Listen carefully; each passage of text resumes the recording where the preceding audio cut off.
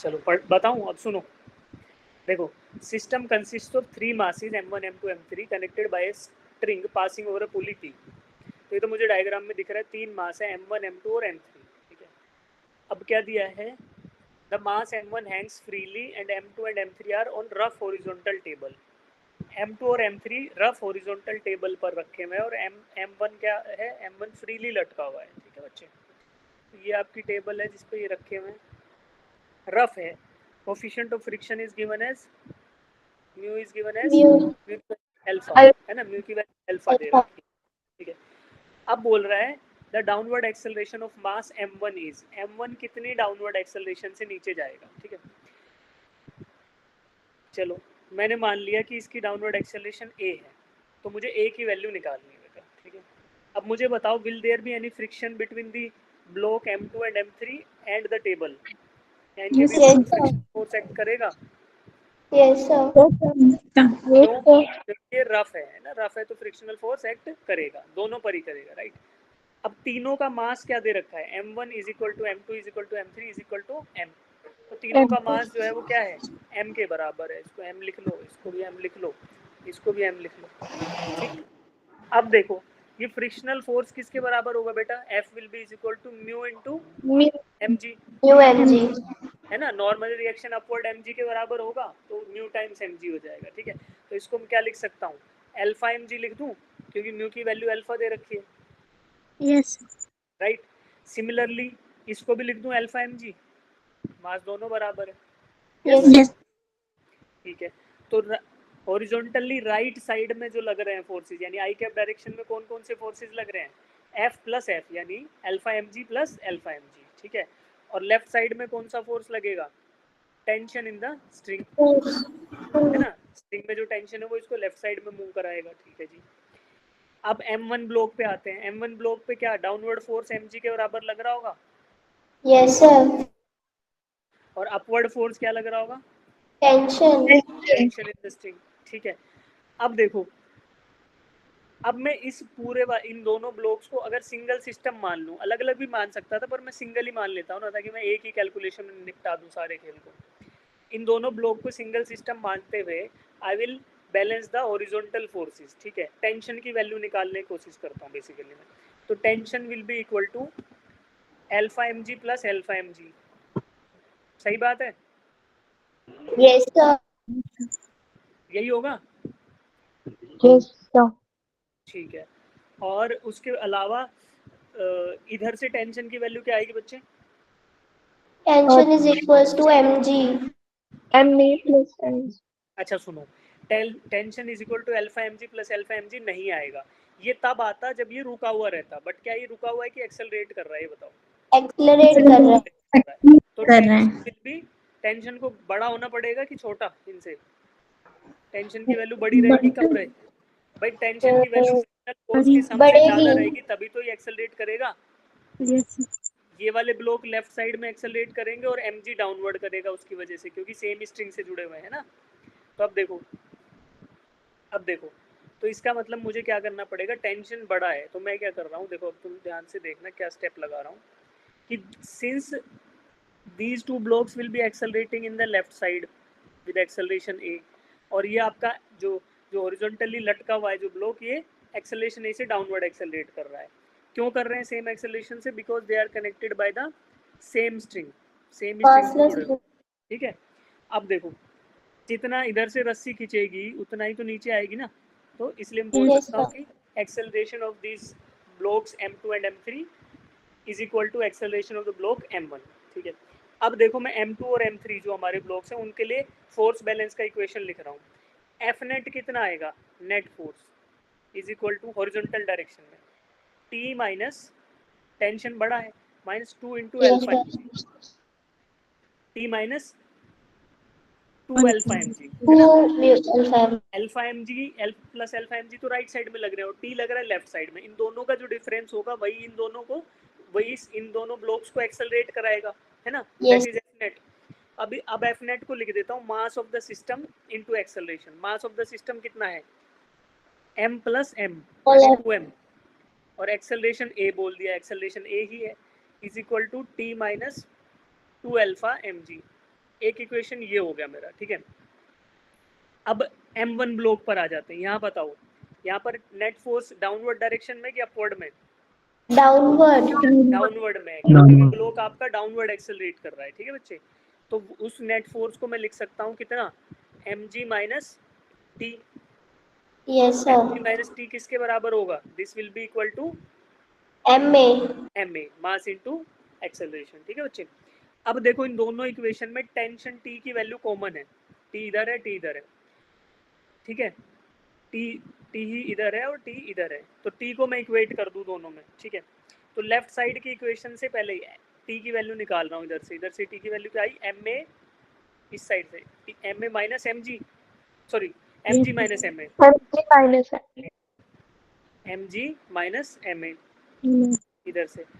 This should be equal to, इधर से T की वैल्यू, ये ऊपर वाली इक्वेशन से टी की वैल्यू निकाल रहे हैं, क्या आएगी, इक्वल टू 2ma प्लस 2 अल्फा mg, है ना। अब देखो, यस अब यहाँ से दोनों साइड मास है, m कॉमन लेके काटा जा सकता है, यस सर। ठीक है। अब देखो क्या करेंगे, लेफ्ट साइड में क्या बच गया बच्चे, g माइनस ए, और राइट में क्या बच गया, 2a 2 प्लस ब्रैकेट 2 अल्फा जी, 2a प्लस 2 इंटू अल्फा जी, ठीक है। अब क्या करना है, अब एक्सेलरेशन निकालना है। तो मैं क्या करूँगा, इस a को लेफ्ट साइड राइट साइड में ले जाऊँगा और उस वाले को, उस पूरे इक्वेशन को रिफॉर्मुलेट कर रहा हूँ, ठीक है। तो I can write it as g minus 2 alpha G is equal to 3a, ठीक है। तो a क्या आ गया, a is equal to g into 1 minus 2 alpha क्या बाय आएगा, 3।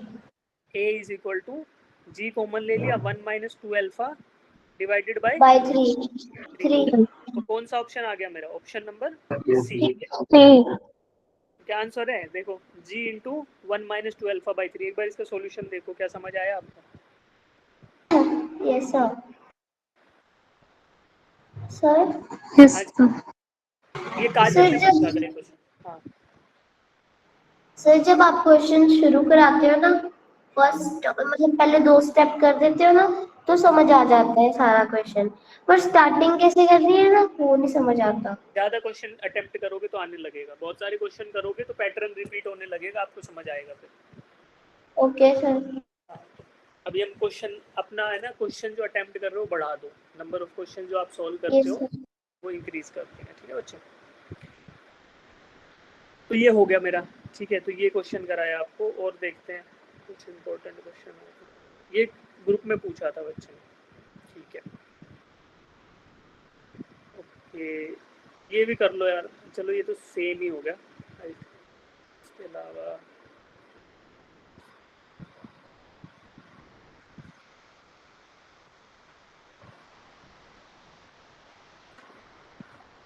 अच्छा, तुम्हें थोड़ा पेपर के बारे में बता देता हूँ, सुनो। इस बार जो पेपर है उसमें 3 सब्जेक्ट आ रहे हैं, फिजिक्स, केमिस्ट्री और बायोलॉजी, ठीक है बच्चे, तीनों आ रहे हैं। अब इनका भी आपको 11th का कुछ आएगा और 12th का कुछ आएगा, ठीक है। 11th के बहुत सारे चैप्टर होंगे, फिजिक्स के भी, केमिस्ट्री के भी और बायो के भी। और 12th के फिजिक्स के 2 चैप्टर हैं, केमिस्ट्री के भी शायद 2 हैं और बायो के भी शायद ज़्यादा होंगे, 2 से ज़्यादा होंगे, ठीक है।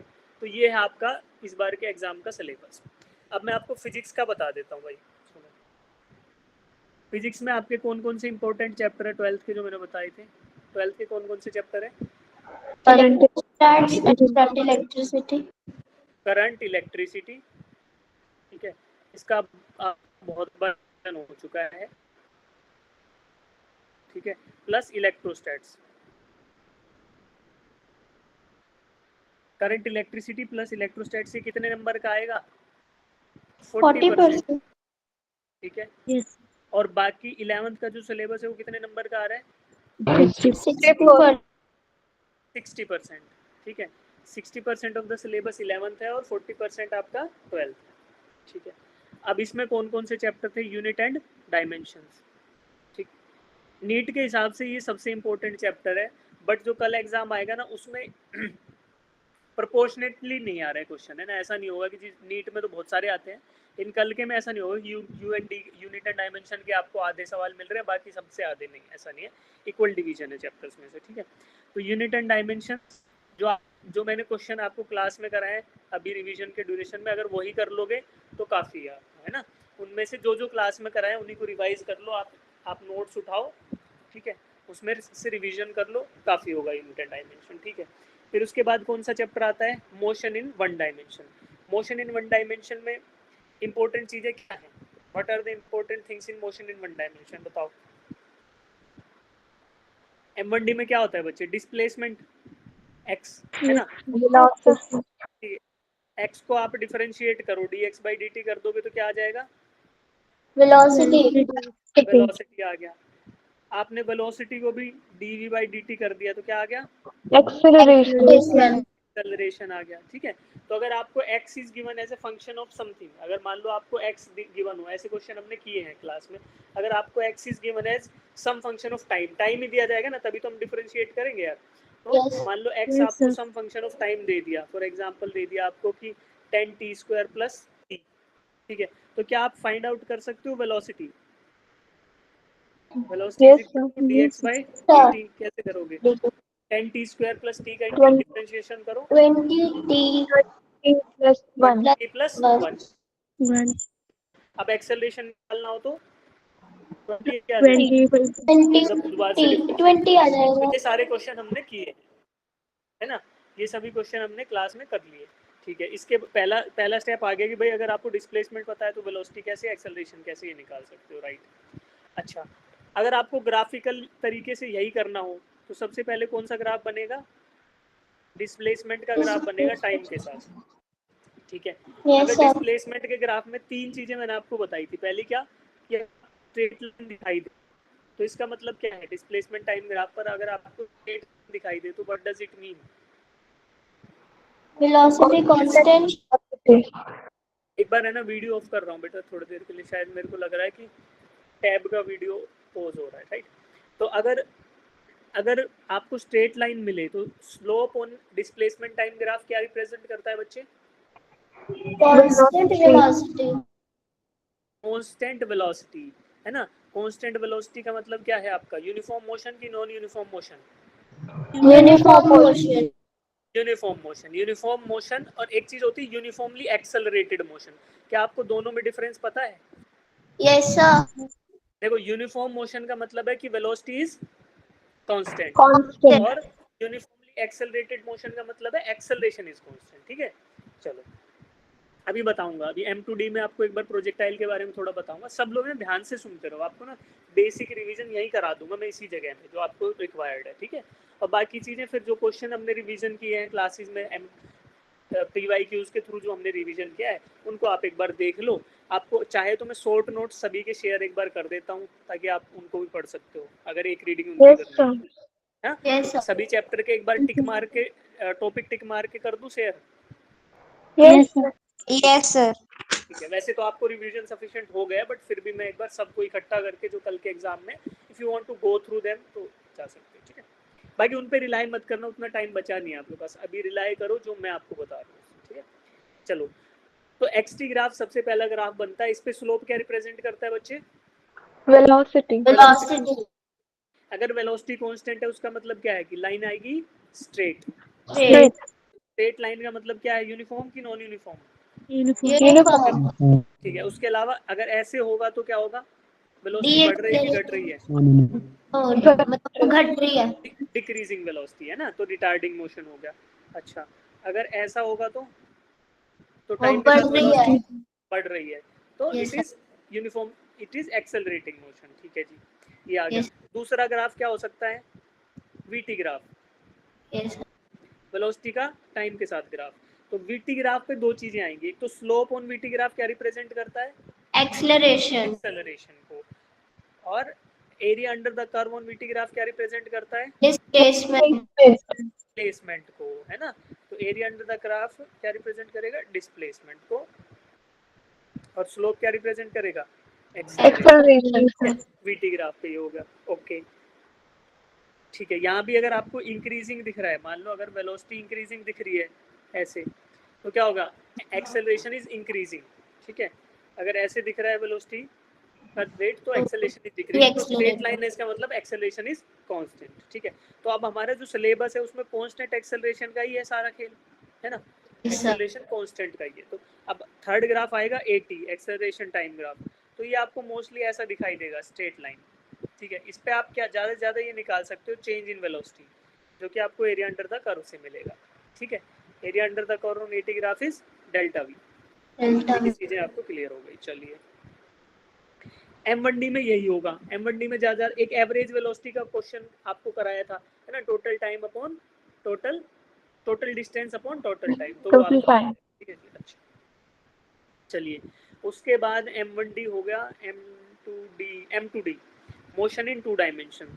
तो मोशन इन टू डायमेंशन में 3 इक्वेशन होती है, सॉरी ये तो अपना सॉरी 3 इक्वेशन तो आपकी उसमें ही हो रही है ना, M1D में भी आ जाती है और NLM में 3 इक्वेशन आपको ये तो सबको याद होंगी, V is equal to U plus AT, S equals to UT plus half half AT AT और 2AS is equal to V square minus V U square square. Minus, ठीक है बच्चे।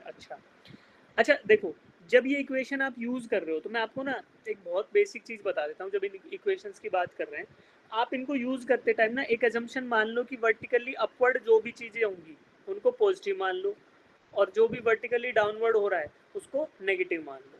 तो उससे क्या फायदा होगा ना कि आपको ध्यान नहीं रखना पड़ेगा चीज़ों का। जैसे कि कोई भी क्वेश्चन कर रहे हो तो उसमें वैल्यूज का ध्यान नहीं रखना पड़ेगा कि भाई इसको पॉजिटिव लूँ कि इसको नेगेटिव लूँ। जो डाउनवर्ड हो रहा है उसको नेगेटिव, जो अपवर्ड हो रहा है उसको पॉजिटिव। फॉर एग्जाम्पल देखो, अगर आपका कोई ऑब्जेक्ट ग्राउंड से चला किसी वेलोसिटी u से, और वो u वेलोसिटी अपवर्ड पॉइंटिंग है 10 मीटर पर सेकेंड, ठीक है, इसका डिस्प्लेसमेंट कहाँ होगा भाई, ऊपर ही होगा, पॉजिटिव डायरेक्शन में, ठीक है। तो जो आप h की वैल्यू रखोगे इक्वेशन में, h की या s की वैल्यू, डिस्प्लेसमेंट या h की वैल्यू, वो क्या रखोगे, पॉजिटिव रखोगे। इनिशियल वेलोसिटी की वैल्यू u की वैल्यू क्या रखोगे, पॉजिटिव रखोगे, ठीक है, पॉजिटिव 10 है ना। अगर यही चीज उल्टा हो रही होती, यही चीज अपोजिट डायरेक्शन में हो रही होती, फॉर एग्जांपल मान लो कि किसी हाइट h से आपने ऑब्जेक्ट को नीचे फेंका है with u is equal to 0, तो आप u0 रख लो, लेकिन डिस्प्लेसमेंट किधर हो रहा है, नेगेटिव डायरेक्शन में, तो फिर s की वैल्यू जो रखोगे वो -10 रखोगे, ठीक है, तो साइन के साथ। तो ये आप ध्यान रखना जब भी इक्वेशन को यूज करो, तो फिर आपकी बहुत सारी समस्याएं खत्म हो जाएंगी, ठीक है। सर हाँ जी, sir acceleration due to gravity हमेशा नेगेटिव लेंगे ना? नेगेटिव रखोगे तो बढ़िया रहेगा। Okay acceleration due to sir. Gravity आपका डाउनवर्ड में रहेगा, उसको नेगेटिव रखो इक्वेशन को हमेशा। इसलिए कई बार ना आपको इक्वेशंस ऐसी मिल जाएंगी, जैसे v is equal to U plus AT था ना, तो प्लस a की जगह माइनस g आ जाता है, माइनस GT, कभी ये इक्वेशन मिलेगी u माइनस GT, ठीक है, yes sir. Minus G into H is equal to, ऐसा मिलता है आपको equation, V square minus U square, कई जगह मिलेगा आपको ऐसे सिंप्लीफाइड। वहाँ पे क्या करते हैं, डायरेक्टली माइनस जी पुट कर देते हैं, ठीक है। तो ऐसा आपको कई जगह इक्वेशन मिलेंगी बुक्स में, तो माइनस रख लो। या फिर आपको अगर दूसरा तरीका कंफर्टेबल लग रहा है कि भाई आप पॉइंट पे बैठ कर देख रहे हो कि किधर मोशन हो रहा है, तो दैट इज ऑल्सो गुड, ठीक है। अब M2D में दो चीज़ें, एक बहुत और इम्पोर्टेंट चीज़ है, वो क्या है, प्रोजेक्टाइल मोशन। प्रोजेक्टाइल मोशन, ठीक है, प्रोजेक्टाइल मोशन। मोशन। अच्छा अब ध्यान से सुनो सब बच्चे, प्रोजेक्टाइल मोशन में क्या क्या होगा, ऊपर वाले को मिटा दूं सबको, है ना, जगह बच यस जाएगी। सर। प्रोजेक्टाइल मोशन को पढ़ते हैं कि प्रोजेक्टाइल मोशन है क्या। तो बेसिकली बेटा सबसे इंपॉर्टेंट जो है ना प्रोजेक्टाइल में, वो क्या होता है, ग्राउंड टू ग्राउंड प्रोजेक्टाइल की चीज कहाँ से चली, ग्राउंड से चली, कुछ पाथ एग्जीक्यूट किया, इस पाथ का शेप क्या होता है बताओ, पैराबोलिक, ठीक है, और फिर ग्राउंड पे जाकर हिट कर गई, ठीक है। अब यहाँ पर ना हम वेलोसिटी ट्रायंगल्स, वेलोसिटी के वो बनाएंगे, वेलोसिटी के कंपोनेंट स्प्लिट करेंगे। इनिशियल वेलोसिटी जो होगी उसको बोल दिया u, this initial velocity is at some angle theta with the horizontal, horizontal direction से थीटा एंगल पे प्रोजेक्ट किया गया। तो ये जो u वेलोसिटी कहलाती है, क्या कहलाती है, velocity of projection, and theta is called as angle of projection, ठीक है बच्चों। अब जब यहाँ पे जब इसको प्रोजेक्ट किया गया तो देखो ये u वेलोसिटी है, this is the velocity u। इसके दो कंपोनेंट होंगे बच्चे, एक होगा हॉरिजॉन्टल की तरफ और दूसरा वर्टिकल डायरेक्शन। वर्टिकल। ठीक है बच्चे, और एंगल आपका थीटा ये है ही, तो वर्टिकल कंपोनेंट क्या होगा, u cos Sin theta theta। sin theta Sin theta. Sin sin theta, और हॉरिजॉन्टल कंपोनेंट क्या होगा, u Cos cos theta। cos theta. तो मुझे बताओ कि आप जब प्रोजेक्टाइल मोशन जो है उसमें एक ही अजम्पशन होता है, वो क्या होता है कि the object So acted by only, horizontal केवल कौन सा फोर्स लगेगा, और sin theta component वाला। नहीं, केवल और केवल ग्रेविटेशनल फोर्स लग रहा होगा। एक बार Oh आपने yes sir। प्रोजेक्ट कर दिया, उसके बाद only force which is acting on the object is gravitational force, है ना। ग्रेविटेशनल फोर्स के अलावा उस पर कोई भी फोर्स नहीं लगेगा। दिस इज द अजम्पशन इन, किसमें अजम्पशन होता है आपका, प्रोजेक्टाइल। projectile तो Motion। ग्रेविटी आपका कहाँ एक्ट करता है, वर्टिकल डायरेक्शन में कि Vertical direction। Vertically downward. ठीक है, तो आप देखो जो जो फोर्स ऑफ ग्रेविटी है वो केवल वर्टिकल कंपोनेंट को इन्फ्लुएंस करेगा, हॉरिजॉन्टल कंपोनेंट को इन्फ्लुएंस नहीं कर पाएगा। तो आप जब देखोगे प्रोजेक्टाइल मोशन में, तो ये हॉरिजॉन्टल कंपोनेंट जैसे जैसे आपका ऑब्जेक्ट आगे मूव करता जा रहा है अलोंग द पाथ, तो क्या होगा, जो केवल और केवल इसका वर्टिकल कंपोनेंट चेंज होगा और हॉरिजॉन्टल कंपोनेंट पे कोई भी प्रभाव नहीं आएगा। यहाँ भी इसका horizontal component u cos theta ही रहेगा, यहाँ भी u cos थीटा ही रहेगा, यहाँ भी u cos थीटा ही रहेगा, और जब तक ये ग्राउंड पे ना गिर जाएगा तब तक भी u cos थीटा ही रहेगा। ठीक है, जबकि बात करें वर्टिकल कंपोनेंट की, तो वर्टिकल कंपोनेंट बच्चे देखो, वर्टिकल कंपोनेंट पहले अपवर्ड डायरेक्शन में रहेगा लेकिन घटता जाएगा। ठीक है, टॉप मोस्ट पॉइंट पे वर्टिकल कंपोनेंट 0 हो जाएगा, इसलिए डायरेक्शन की वेलोसिटी चेंज होगी, यहाँ डाउनवर्ड डायरेक्शन में आ गया, फिर ये इधर बढ़ गया लेकिन डाउनवर्ड डायरेक्शन में। तो ऐसा आपको होता हुआ नजर आएगा। ठीक है, चलिए अब ये है प्रोजेक्टाइल मोशन। इसमें 3 फॉर्मूला होंगे, time of light, maximum height और Horizontal range। ठीक है, ये तीनों फॉर्मूला क्या है, बताओ फॉर्मूला बताओ। सर टाइम वाला 2u sin theta by g। ठीक है, h is equal to, u square बताओ बताओ, u square sin square h max is equal to u sin square square sin theta by square theta 2g। Upon 2g। और horizontal range क्या होगा, horizontal range तो आप ऐसे भी u लिख सकते हो square बच्चे, देखो हॉरिजॉन्टल रेंज अगर फॉर्मूला याद ना रहे, अगर आपको टाइम ऑफ लाइट का फॉर्मूला याद है, तो एक गिवन टाइम में कांस्टेंट वेलोसिटी से जा रहा है ना, u cos थीटा ही तो वेलोसिटी है फॉर टाइम t, तो क्या कर सकते हो, t into u cos theta कर दो सीधा। yes sir। सीधा वेलोसिटी और टाइम कितने टाइम के लिए वेलोसिटी थी, तो ये आपका हॉरिजॉन्टल रेंज हो गया। ठीक है, क्योंकि हॉरिजॉन्टल वेलोसिटी आपकी कांस्टेंट है थ्रू आउट। तो इसी को सॉल्व करते तो क्या मिलता है आपको, t 2u sin theta into u, हाँ, u square yes sir। Sine u square 2 sin theta 2 upon, theta by g। ठीक है।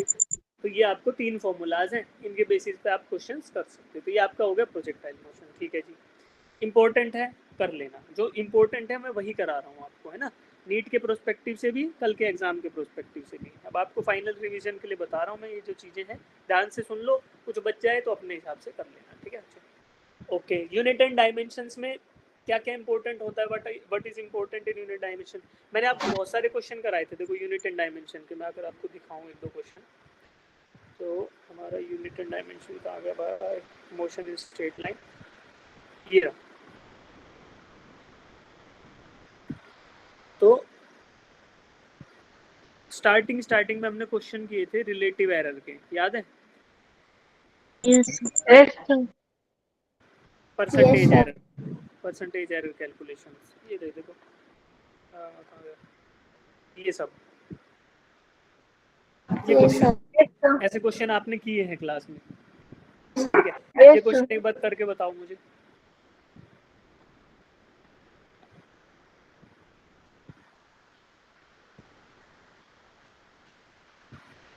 देखो परसेंटेज एरर होता क्या है, पहले ये समझो बच्चों। मान लो एक ए इज सम फिजिकल क्वांटिटी, ठीक है, ये ए एरिया ही मान लिया जाए कि ए इज सम एरिया, इस एरिया को आपने मेजर करना था।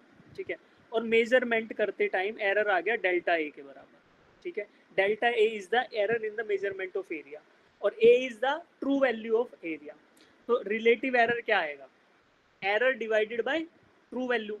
तो रिलेटिव एरर क्या आएगा, डेल्टा ए बाय, ए और इसी को परसेंटेज एरर में कन्वर्ट करना हो तो क्या कर दूंगा, इनटू 100 से मल्टीप्लाई कर दूं। तो this is the percentage error in the measurement of A. ठीक है, अब ऐसे मैंने ए मेजर किया, फिर बी कोई क्वांटिटी थी, बी की क्वांटिटी में परसेंटेज एरर क्या आएगा, delta B by B into 100। ऐसे ही सी है और ऐसी डी है, तो सी और डी का निकालें तो delta C by C into 100, delta D by D into 100। ठीक है, अब कोई क्वांटिटी है X, x is some quantity which is depending on a b c and d। x एक क्वांटिटी है जो इन सब पे डिपेंड कर रही है, तो कैसे आएगा उसका आंसर, फिर क्या बताया था मैंने आपको, कैसे करते हैं भाई, वो सारे एरर्स ऐड हो जाते हैं। पावर है ना, Yes, पावर, सारी चीजें Power ऐड होंगी, चाहे न्यूमरेटर में हो चाहे डिनोमिनेटर, सब कुछ ऐड होगा, कोई ये ना सोचे कि डिनोमिनेटर वाला सब्ट्रैक्ट होगा ना, सब कुछ आपका क्या होगा, ऐड होगा। ठीक है, add तो अब देखो, अब मुझे गिवन वैल्यूज हैं, क्वेश्चन में क्या दिया है कि percentage error in the measurement of quantity A, B, C and D are 1%, 2%, 3%, 4%।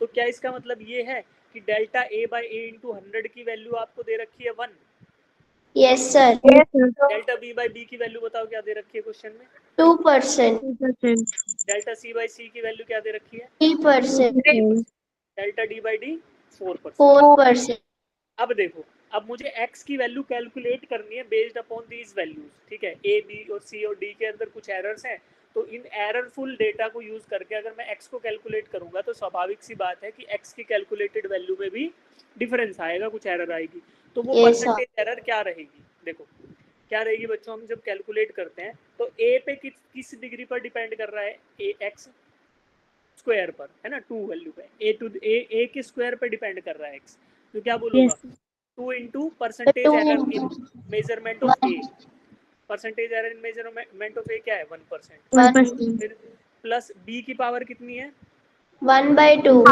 1/2 ऐसे कर दिया, into percentage error in measurement of B 2, 2, फिर आगे आगे जाके ऐड करूं कि सब्ट्रैक्ट करूं, बताओ, add, ऐड करना है कि सब्ट्रैक्ट, बताओ, addition, ऐड ही होगा हमेशा, ठीक है, कभी भी सब्ट्रैक्ट नहीं होगा। तो अब बताओ सी के ऊपर कितनी पावर पे डिपेंड कर रहा है, 1/3, 1/3 इंटू परसेंटेज एरर सी 3। ओके, फिर डी पर क्या करें, ऐड करें, ठीक है, power percentage error into measurement of 4, D.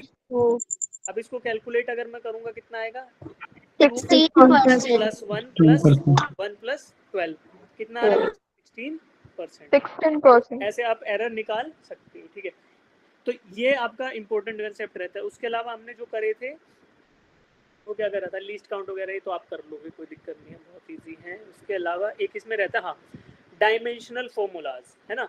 तो डायमेंशन का बेसिक कंसेप्ट किस पे डिपेंड करता है, फंडामेंटल, किस पे डिपेंड करता है, फंडामेंटल डायमेंशंस पे। फंडामेंटल डायमेंशंस क्या होती है, length, mass, time, temperature, mass Luminous and time. ठीक है, intensity, length, mass and time are the fundamental dimension mostly, है ना, एल, एम और टी। इसके अलावा फंडामेंटल यूनिट और बताओ कितने होते हैं, ampere, candela, Kelvin, ठीक है, ल्यूमिनस इंटेंसिटी का होता है कैंडेला, इलेक्ट्रिक करंट का क्या होता है एम्पियर, ampere, और बताओ, temperature का Kelvin, टेम्परेचर का केल्विन होता है, और एक और होता है फंडामेंटल, बताओ वो कौन सा है, एक बच गया, लेंथ, मास, टाइम, मोल, है ना, अमाउंट ऑफ सब्सटेंस का मोल हो गया।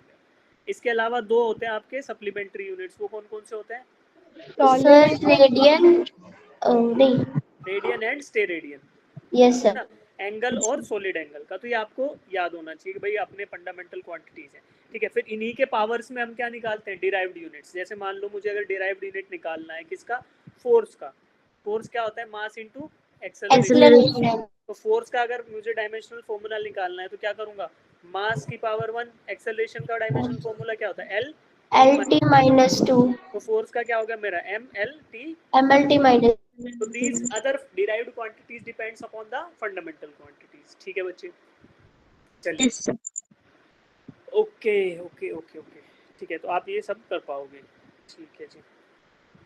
उसके अलावा ये सब एरर वगैरह हो गया आपका, ये भी हो गया। अच्छा, ऐसे दिया हो मान लो, तो आपको बताया ही था मैंने कि डेल्टा ये होता है और ट्रू वैल्यू yes sir, तो अलावा ठीक है, उसके अलावा मुझे लगता है आप कर पाओगे। ठीक है, तो अब देखो जितना आपने रिवाइज कर लिया यूनिट एंड डायमेंशन, बस इतना ही काफ़ी है। मतलब आप, मैं ये कह रहा हूँ कि यूनिट एंड डायमेंशन जो मैं बोल रहा था ना कि मैक्सिमम वेटेज है, नीट के लिए आप लोग बहुत सारे क्वेश्चन करो यूनिट एंड डायमेंशन के लिए, लेकिन अब आप क्योंकि कल के लिए प्रिपेयर करो तो इक्वल वेटेज है, तो मैं ये कहूँगा कि अब यूनिट एंड डायमेंशन जितना पढ़ लिया उतना ही ठीक है, बाकी टाइम आप किस पे लगाओ, किस पे लगाओगे? M1 motion in plane, motion in one dimension हमने किया था ना, एक सेकेंड, M1D भी फटाफट रिवाइज कर लेते 5 मिनट में देख के, और फिर मोशन इन 2D भी कर लेंगे। ठीक है बच्चों, ऐसे एक एक करके हम पढ़ लेते हैं, जो हमने क्वेश्चन पढ़े उन्हीं को एक बार देख लेते हैं तो हमारा रिवीजन हो जाएगा, है ना। चलिए, तो यार ये स्लोप वाला क्वेश्चन हो गया था। ठीक है, ये सब हो गए थे कि अगर एक आर वेक्टर दे रखा हो आपको तो आपको वेलोसिटी निकालना है, तो यू कैन इजीली डिफरेंशिएट, जो मैंने आपको Yes. अभी रिवीजन कराया। ठीक है, ये हो जाएगा, कोई टेंशन नहीं है। उसके बाद आपको ये एवरेज वेलोसिटी वाला क्वेश्चन पता ही होगा कि total distance upon total time आप निकाल सकते हो उसको करके, राइट। उसके बाद अगर हम बात करें तो एक सेकेंड यार, ब्राइटनेस कम कर लूँ। ठीक है, फिर ये स्लोप हो गया आपका, है ना। आपको पता है कि पोजीशन टाइम ग्राफ पे पॉजिटिव एक्सेलरेशन कहाँ मिल रहा था, तो दिस इज पॉजिटिव एक्सेलरेशन, ये मैंने आपको सब बता दिया था क्लास में। इसके बाद nth सेकेंड ये सब हो जाएगा, कोई दिक्कत नहीं है। ये डिस्प्लेसमेंट टाइम पे आपको स्लोप इसकी वेलोसिटी, ये सब वही कंसेप्ट है। ठीक है, फिर इधर कोई खास नया कंसेप्ट आया नहीं था, इंटीग्रेशन का था, मैंने कर लिया था। ये हो गया था मूविंग बस विद स्पीड, से हो गया। अच्छा,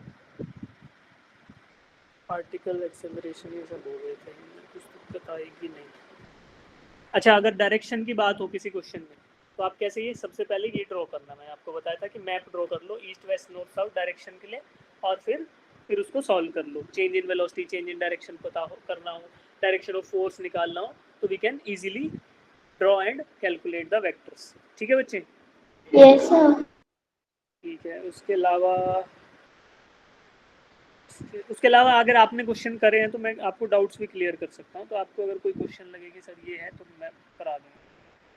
सर हाँ जी, सर जो क्वेश्चन नंबर 10 था ना, उसका मतलब ड्राइव करने नहीं आ रहा था। क्या बोल रहे हो? क्वेश्चन नंबर 10 कोई और बच्चा बताओ यार, मेरे को साफ से सुन नहीं रहा। 10 sir 10 question 10 10, अच्छा ठीक है। क्वेश्चन नंबर 10 कौन सा है?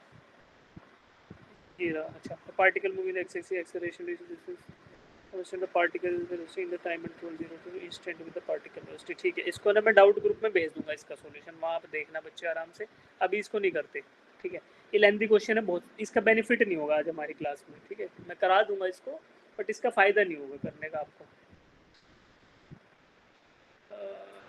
ऐसा क्वेश्चन आमतौर पर आता नहीं है, बता दूंगा।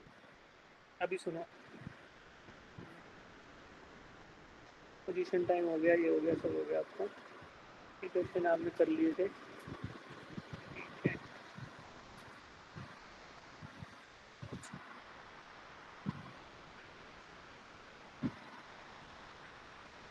यूनिफॉर्मली एक्सेलरेटेड मोशन, ये इक्वेशंस आपको लगानी आती हैं कि नहीं आती हैं? जो अभी बताई v equals to U plus A T. इसमें कुछ डाउट है तो डाउट पूछ लोगे, स्पेसिफिक डाउट है। 3 इक्वेशंस ऑफ मोशन है ना, उसमें कुछ ऐसा लगता है कि कभी कुछ किसी पर्टिकुलर केस में प्रॉब्लम आ रही है तो वो पूछ सकते हो। अदरवाइज मुझे लगता है कि M1D आपको अच्छे से आता है, जितने क्वेश्चन हमने क्लास में कर लिए हैं उसके बेसिस पे। बाकी जिन बच्चों ने क्लास के अलावा भी क्वेश्चन अटेम्प्ट किए हैं, फिर उनकी तैयारी और अच्छी है, वो टेंशन बिल्कुल मत लेना। ठीक है,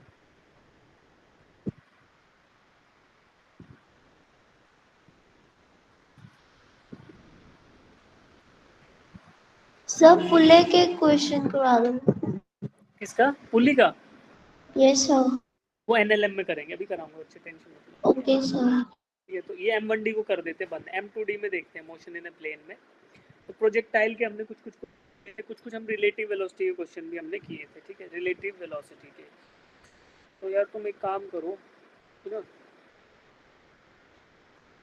एक सेकेंड, ये शुरू से देखते हैं इसको, फिर कराएंगे। तो ये आपका हो गया, इधर हो गया एच मैक्स का फॉर्मूला। ये फॉर्मूले आपको याद होने चाहिए ना यार, वहाँ पे फिर दिमाग काम नहीं करेगा आपका, ये याद कर लो सारे फॉर्मूले। कोई टेंशन, ये सब क्वेश्चन हमने कर लिए। Motion in plane and projectile motion.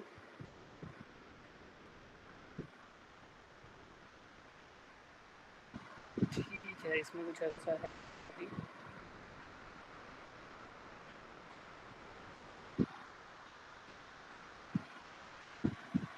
पूरी क्लास करके जाना है ना, कोई बच्चा बीच में ड्रॉप नहीं करेगा। एक दो क्वेश्चन हमने रिलेटिव वेलोसिटी कर लेते हैं, ठीक है बेटा, वैसे हमने किए भी हैं ये सारे, बट फिर से एक दो क्वेश्चन और कर लेते हैं, राइट। तो रिलेटिव वेलोसिटी में हमने 35 कर लिया था, राइट, ये कर लिया था, और 39 भी कर लिया था। तो अभी कुछ और एक दो क्वेश्चन और देख लेते हैं। Speed crosses the river, question number 37 कर लेते हैं ना, 37 बच गया, तो 37 एक बार ट्राई करो बच्चों। Question number 37।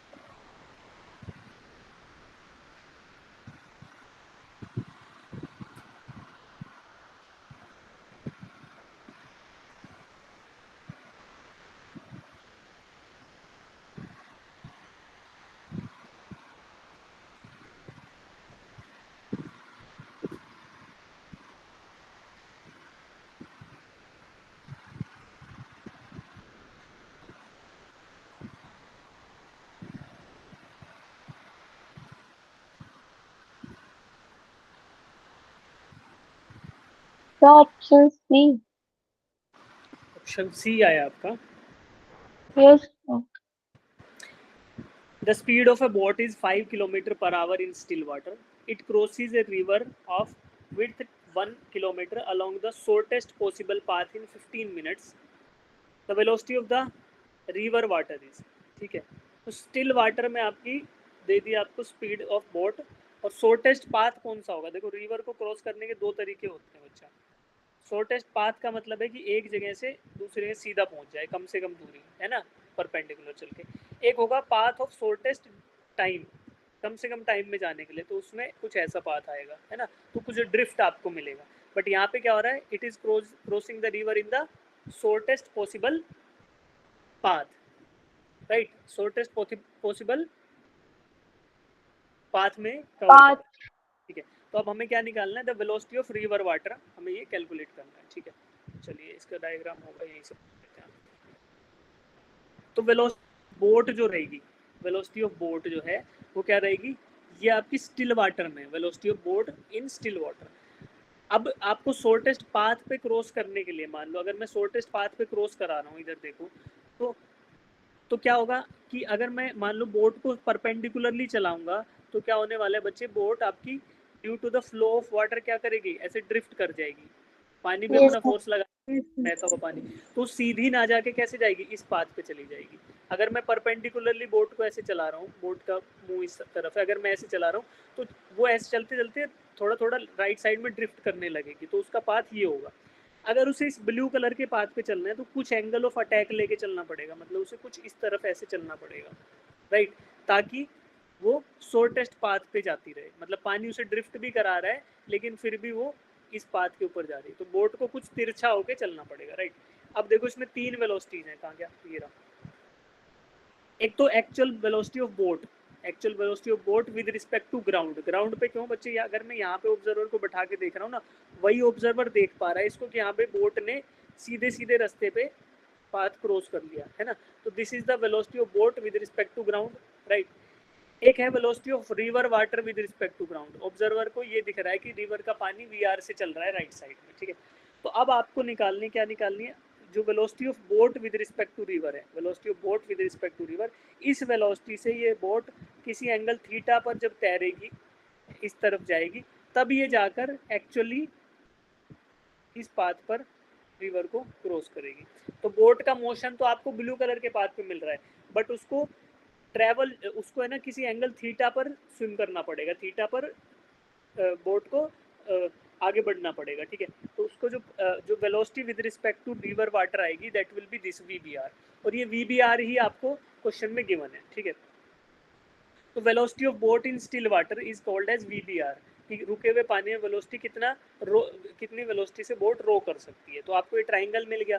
अब आपको VR निकालना है, शॉर्टेस्ट पाथ पर चलेगा तो आपको पता है कि हाँ ये VB है, और VBR आपको velocity of boat in still water ये क्वेश्चन में गिवन है, ठीक है। Width of the river W मान लो मैंने, तो इन सबको मैं अगर पुट करूँ इस ट्राइंगल की इक्वेशन बनाकर, VBR square is equal to VR plus VB का square, velocity of river plus VB square. तो यहाँ पर मुझे velocity of river water calculate करना है। इससे मैं क्या कर सकता हूँ कि I will find out time to river, T is equal to width of the river divided by velocity of VB, जो VB वेलोसिटी मेरी यहाँ से कैलकुलेट होगी वो। तो अब VB मैं कैलकुलेट क्या कर रहा हूँ कि VBR minus VR, VBR is given in the question, जिस वेलोसिटी स्टिल वाटर में बोट की वेलोसिटी, VR है वेलोसिटी ऑफ वाटर मुझे निकालना है, width of the river W है, विड्थ ऑफ द रिवर की वैल्यू रख दी मैंने बच्चे 1, और VB आपको गिवन है 4, ठीक है। तो इन वैल्यूज को मैं पुट करता हूँ तो आपको VR की वैल्यू मिल जाएगी सॉल्व करने के बाद, जो आपकी आएगी √9 3 किलोमीटर पर आवर, ठीक है। सिमिलर क्वेश्चन आपके रेन एंड मैन के हो सकते हैं, वेलोसिटी बोट के रिवर बोट प्रॉब्लम या रेन मैन प्रॉब्लम। जैसे मान लो कि कोई आदमी है, ये किसी वेलोसिटी U से मूव कर रहा है और रेन गिर रही है किसी एंगल थीटा पर वेलोसिटी VR से, तो आपको velocity of rain with respect to man निकालना पड़ेगा। तो कैसे निकालोगे बच्चे, वो ऐसे निकल जाएगा, रिवर इधर, रेन इधर गिर रही है, आदमी इधर मूव कर रहा है, तो ट्राइंगल ड्रॉ करो और थर्ड साइड निकाल लो। ऐसे हम कर सकते हैं, ठीक है। इनके अभी शॉर्ट नोट शेयर करूंगा, उसमें फॉर्मूलाज हैं, आप याद कर सकते हो, ठीक है। यूनिफॉर्म सर्कुलर मोशन में इतना है, दिक्कत आनी नहीं है, छोड़ो उसको। हाँ बताओ। सर हाँ जी, हाँ जी। सर वो जो T इज इक्वल टू 1/4 किया था वो 15/60 किया था, तो 60 की वैल्यू कहाँ से आई थी सर?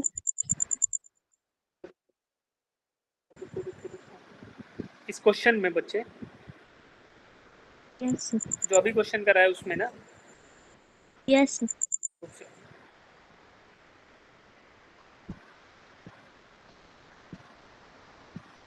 इधर आ गया होगा ना मोशन,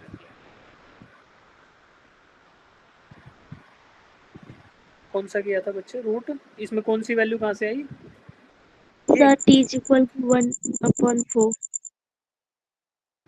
ये बच्चे आवर में निकाल लिया ना उसने, किलो ऑप्शन आवर में दे रखे होंगे, देखो ऑप्शन दे रखे होंगे किलोमीटर पर आवर में ना, तो 15 मिनट को आपने 1/4 करना पड़ेगा ना, पर 1 घंटे में 60 मिनट होते हैं, यस सर। 15 मिनट्स दे रखा है, तो आवर में ऑप्शन दे रखी है, इसलिए आवर में कर लिया इसको, ठीक है। मोशन इन प्लेन में आपको प्रोजेक्टाइल जरूर करना है अच्छे से, बहुत इंपॉर्टेंट है, और रिलेटिव वाला कंसेप्ट है ये भी इंपॉर्टेंट है। बाकी मोशन इन प्लेन के अंदर सर्कुलर मोशन की इक्वेशन वगैरह आप देख लेना कोई, बाकी उसके अलावा हम देखेंगे इसको। अब क्या आएगा, अगला चैप्टर हमारा थर्ड हो गया, लॉज ऑफ मोशन, जो अब हम कर रहे थे, ठीक है।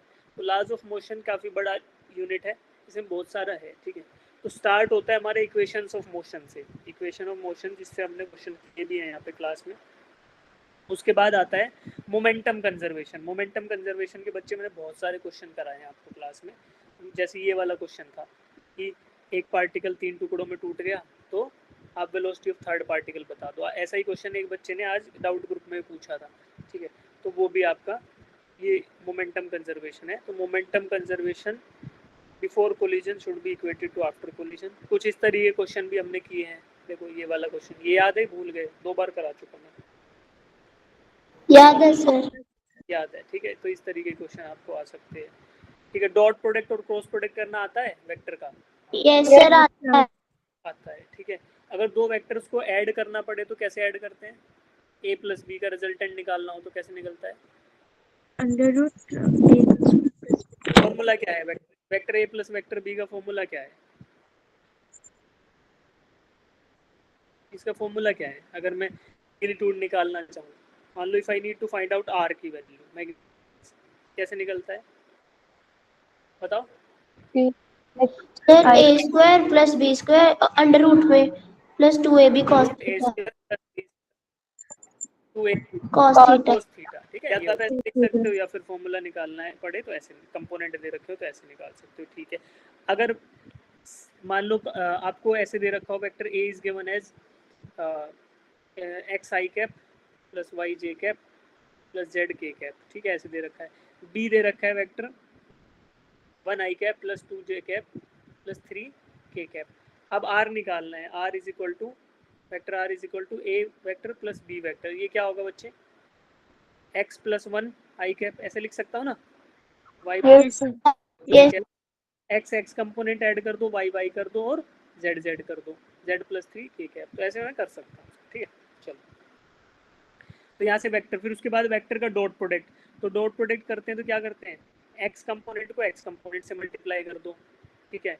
फिर y को y से कर दो, z को z से कर दो और तीनों को ऐड कर दो। डॉट प्रोडक्ट का आंसर क्या आता है?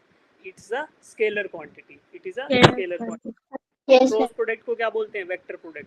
तो आपको क्या वेक्टर ऑफ द मैट्रिसेस जो आपको है वो निकालना पड़ता है, तो उसके बेसिस पे आप वेक्टर प्रोडक्ट निकाल सकते हो। वेक्टर प्रोडक्ट का आंसर क्या आता है? वेक्टर क्वांटिटी, ठीक है। तो ये समझ आया आपको? ओके जी, ओके ओके ओके ओके, ये सब हो गया, ये आपको याद है, ये सब हो गया, ठीक है। ये क्वेश्चन हो गया।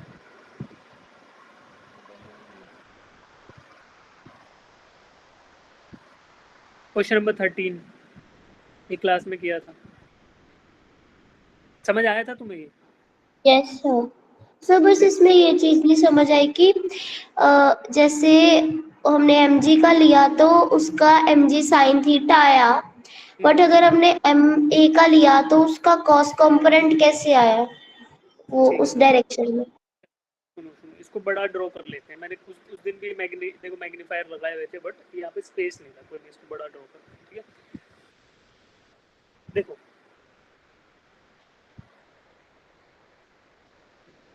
यही ड्रॉ कर लेते हैं, ये इसके ऊपर ड्रॉ कर लेते हैं ना, क्या दिक्कत है हमें, थोड़ा अच्छा चला जाएगा, ठीक है बेटा। This is theta. Yes sir. अब इस पे ब्लॉक रख रहा हूँ मैं। अब देखो इस ब्लॉक के ऊपर mg इधर लगेगा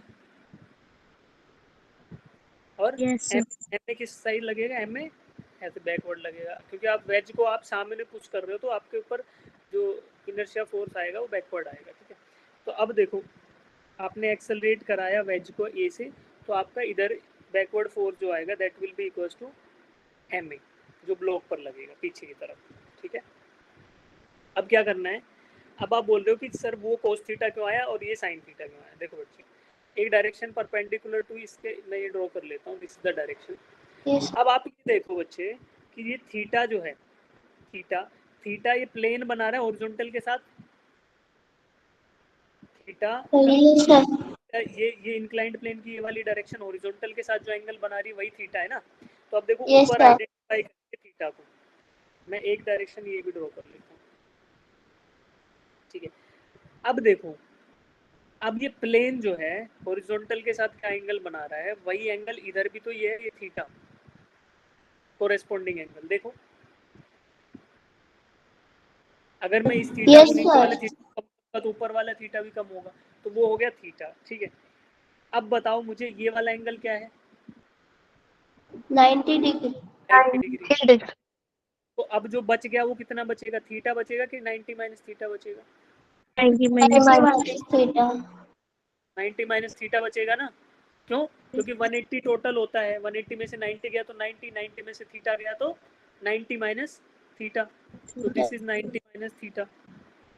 ये एंगल जो बच गया है कितना है? 90 माइनस थीटा, तो 90 माइनस थीटा है। अब समझ आया अब आपको? अब मुझे कौन कौन से कंपोनेंट निकालने बेटा? एक तो निकालना है ये वाला, ठीक है, और दूसरा क्या निकालना है?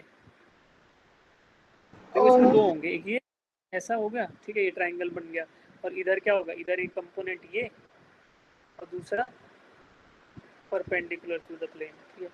अब देखो, क्या मैं ऊपर वाले को लिख दूं कि एम ए का कोस थीटा कंपोनेंट, तो आपको कोई दिक्कत नहीं है।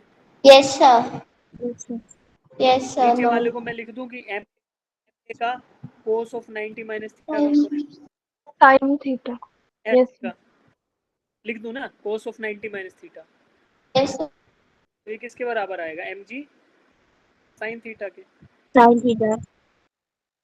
M G cos 90 minus theta M G sine theta के बराबर आएगा। अब मुझे क्या निकालना है? ये दोनों क्या होंगे? बराबर, तभी ये स्लाइड डाउन नहीं करेगा, तो इनको इक्वेट कर दिया, M A cos theta is equal to M G sine theta. तो यहाँ से मुझे एक्सेलरेशन निकालना पड़े, फोर्स आ गया क्या? M G sine theta divided by cos theta, तो इसको मैं लिख सकता हूँ कि एम जी टेन थीटा, है ना? Yes sir, yes sir, force कितना आ गया? M G tan theta. कितना फोर्स जो लगेगा, कितने फोर्स से आप एक्सेलरेट कराओगे, इधर जो फोर्स लगाओगे, कितने फोर्स से एक्सेलरेट कराओगे, तो ये रुक जाएगा, स्लाइड डाउन नहीं करेगा। मेरा स्क्रीन शो नहीं हो रहा, क्या हो जाता है? हाँ, तो कितने फोर्स से एक्सेलरेट कराओगे कि ये ब्लॉक स्लाइड डाउन नहीं करेगा? M G tan theta force से। और एक्सेलरेशन की वैल्यू बतानी हो तो क्या हो जाएगी? Acceleration should be equal to G tan theta. Yes sir, acceleration कितना होगा? जी टेन थीटा, फोर्स कितना होगा? एम जी टेन थीटा, बस इतना सा है। यस, तो आप आ गया समझ कंपोनेंट, ठीक है।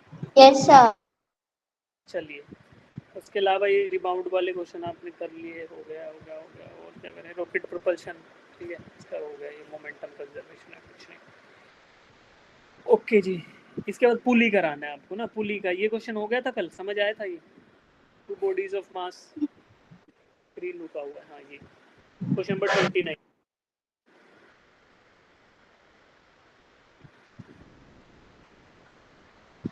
हेलो, यस सर, ये क्वेश्चन हो गया था बेटा? नो सर, चलो हम लोग एक बार ये क्वेश्चन करते हैं सबसे पहले, we will try this question. पहले करो इसको, क्वेश्चन नंबर 29।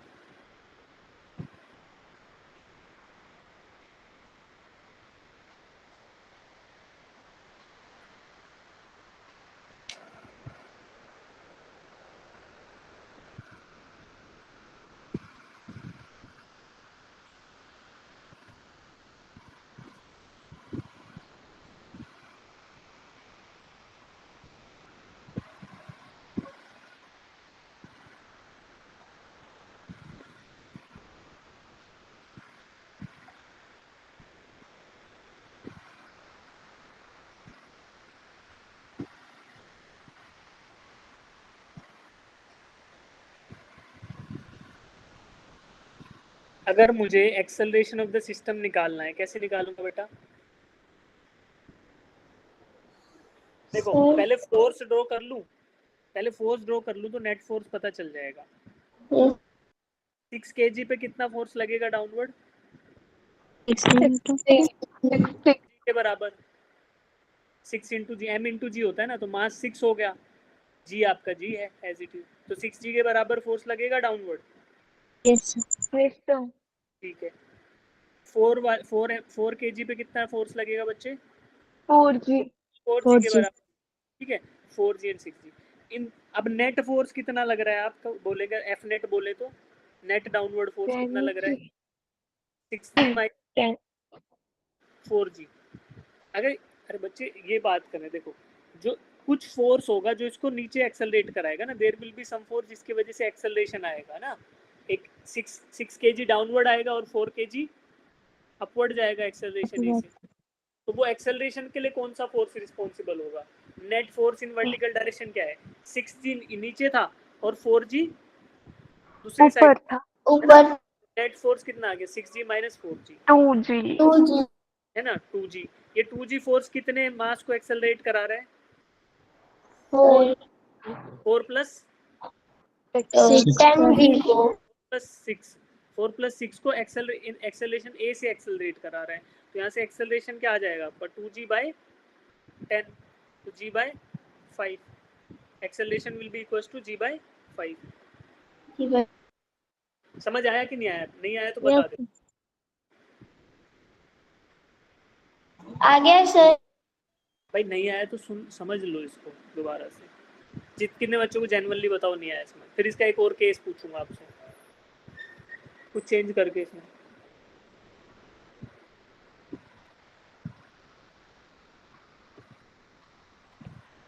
थोड़ा सा बदल के एक क्वेश्चन, एक मैनुअली क्वेश्चन, फिर वो आप करो, या तो पुली का दूसरा क्वेश्चन होगा फिर वो आपसे कराते हैं। ठीक है, पुली कहाँ गया? सेशन ये करो, acceleration of the masses will be, same question है, करो इसको। 39 m1 m2 की वैल्यू दे रखी है क्वेश्चन में, है ना? तो m1 is 5 kg, m2 is 10 kg। ये 5 है, ये 10 है, तो किधर मूव करेगा ये? सर वो डाउनवर्ड M2 की तरफ। m2 की तरफ, है ना? तो मुझे एक्सेलरेशन ऑफ द सिस्टम बताओ। सर इसका आंसर है g/3। देखो बच्चे, m2 पे किधर फोर्स लगेगा? डाउनवर्ड। किसके बराबर? m2g के बराबर। g की वैल्यू g ले लेते हैं, तो ये आपका 10g लग रहा है। m1 पे डाउनवर्ड लगेगा कितना? 5g। तो नेट फोर्स किधर आ गया? नेट फोर्स डाउनवर्ड डायरेक्शन में आ रहा है m2 पे नीचे की तरफ, जो कि कितना है? 10 माइनस 5g, 5g के बराबर। 5g। फोर्स से कितना मास एक्सेलरेट हो रहा है? 15g। 15 किलोग्राम। 15। तो 5g force is responsible for 15 into acceleration a, तो एक्सेलरेशन ए कितना आ रहा है? g/3। 3 तो ये g/3 एक्सेलरेशन डाउनवर्ड है कि अपवर्ड है? डाउनवर्ड। अरे m2 पे डाउनवर्ड है और m1 पे अपवर्ड है, क्या दिक्कत है? ठीक है, तो ये हो गया। अच्छा सुनो, अगर इसी का एक और छोटा सा वेरिएशन कराऊं मान लो, तो करके बताओ, फिर मुझे समझ आएगा कि तुम्हें ये कंसेप्ट आया कि नहीं आया। ठीक है, सुनो, मान लो अगर ऐसा हो और इधर पुली पे एक साइड तो मैंने लगा दिया मास, ठीक है, 5 kg का, और दूसरी साइड मैंने लगा दिया फोर्स, कितना? 10g का। क्या अब भी एक्सेलरेशन सेम आएगा? यस हाँ बताओ भाई। इधर लेफ्ट साइड में तो मास लग गया 5 किलोग्राम का, और राइट साइड में 10 किलोग्राम के मास की बजाय 10g का फोर्स लगा दिया, तो अब बताओ एक्सेलरेशन ऑफ द सिस्टम।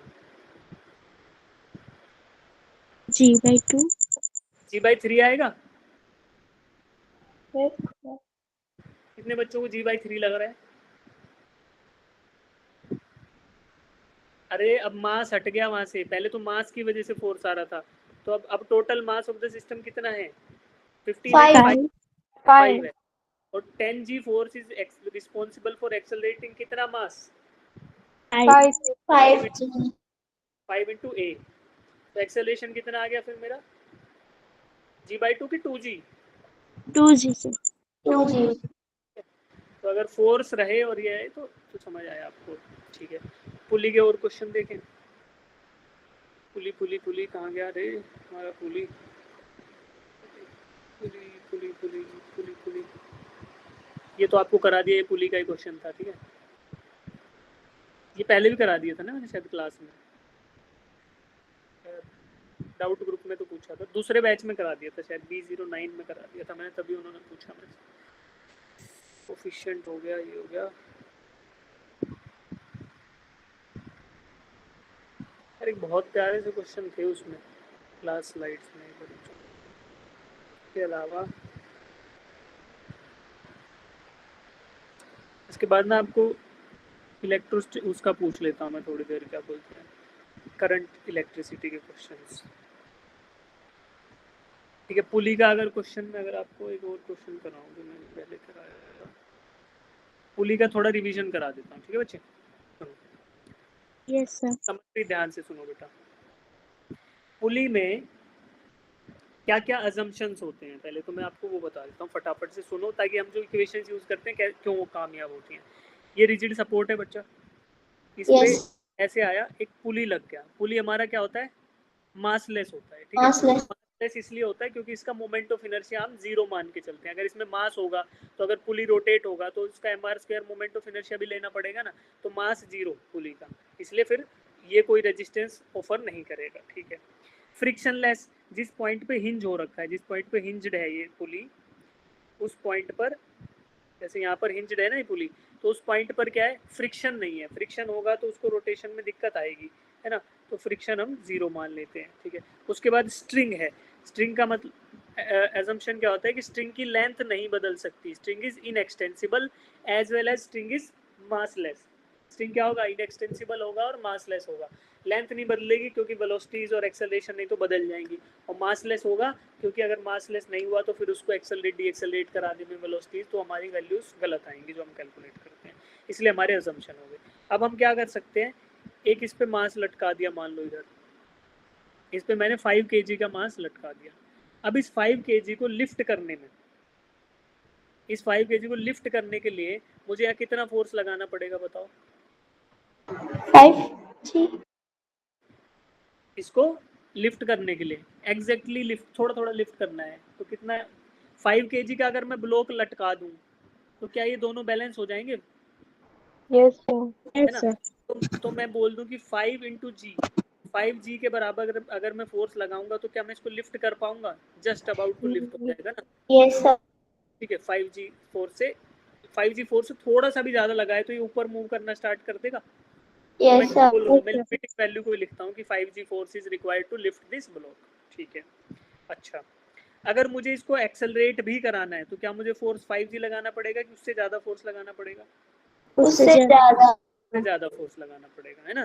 तो जैसे मान लो 10g फोर्स लगाया था अभी हमने पीछे, तो एक्सेलरेशन फिर क्या निकाला था हमने कि 10g फोर्स इज 2g और 5 है, तो एक्सेलरेशन कितना आ गया था? 2g के बराबर आ गया था, 2g राइट?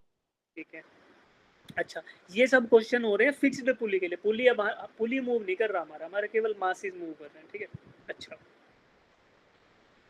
तो अगर मैं टेंशन पूछूं इस केस में, तो टेंशन इन द स्ट्रिंग क्या है इधर? T इज इक्वल टू किसके बराबर? किसके बराबर? 10g के बराबर है, ऑब्वियसली 10g के बराबर है, क्योंकि स्ट्रिंग पे नीचे जो फोर्स लग रहा है उतना ही तो ऊपर लगेगा इधर, तो टेंशन 10g के बराबर।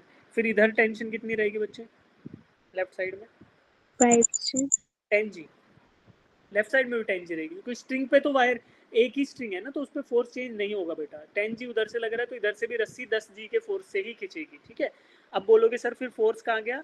वो फोर्स बेटा, एक तो 5g तो नीचे लग रहा था और 10g ऊपर आया, तो उनका डिफरेंस ही तो था जो इनको एक्सेलरेट करा रहा था, 10g माइनस 5g,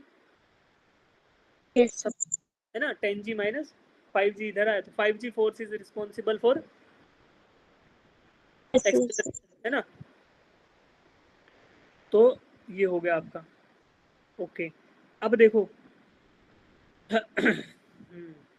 ये आप, ये हो गया। अब मान लो अगर मैं नंबर ऑफ, अगर इस पुली को मूव करते हैं, पहले पुली को मूव करते हैं फिर नंबर ऑफ पुलीज बढ़ाएंगे।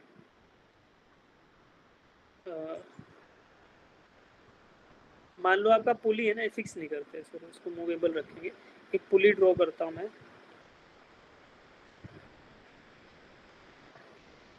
और अब इस पुली की ना कुछ वेलोसिटी रहेगी अपवर्ड डायरेक्शन में, उसको मैंने बोला वेलोसिटी ऑफ पुली।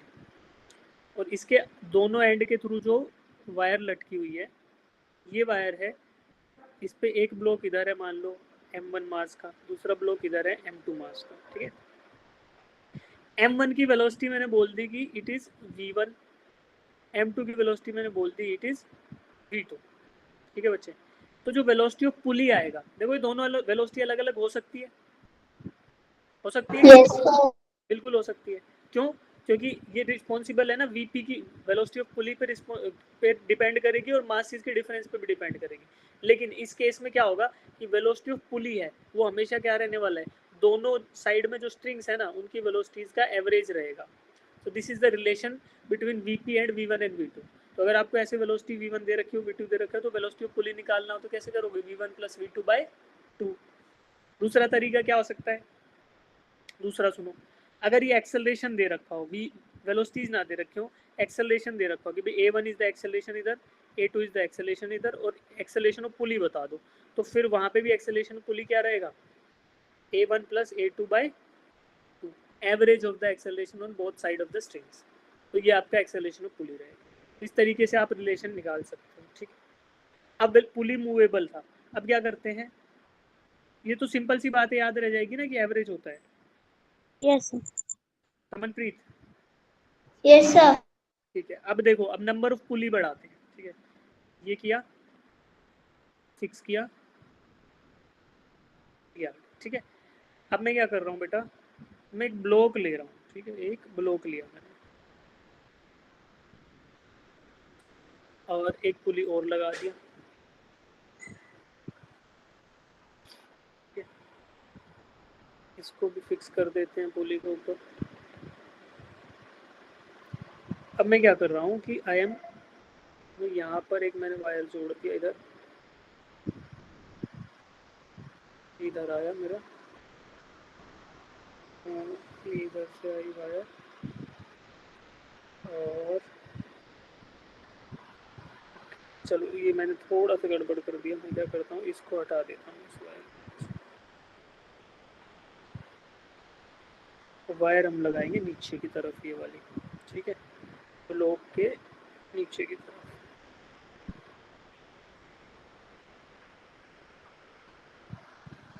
यहाँ पर, ठीक है। और एक पुली और लेके आते हैं यहाँ पे,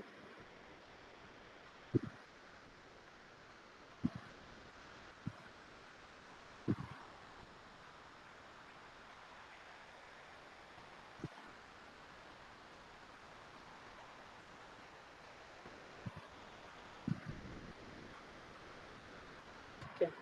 ये स्ट्रिंग इसके ऊपर से आया, और अब आप इसको खींच रहे हो किसी फोर्स F से, ठीक है।